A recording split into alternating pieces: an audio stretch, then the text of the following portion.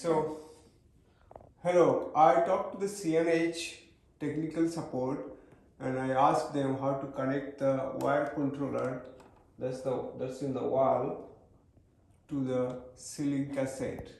They told me just connect the red wire into a red molex cable here, but there is no molex red cable here. And this side of the adapter is red, so this should go some red connector, but there is no red connector. So I figured out it should go to this white connector here.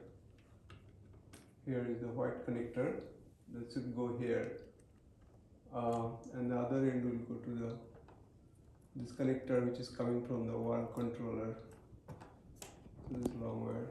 So I connect it here, but the technical support guy doesn't know anything and they just saying something wrong. And then I also saw a video in the YouTube. They said connect this cassette tube, this cable through here and to this one, but that's also wrong because this is 5 pin and this is 4 pin, so they don't connect. So this is something else, probably for some other kind of Wi-Fi adapter or something, but actually it should go to this white connector here and this should go to there. Okay, that's all. Thank you.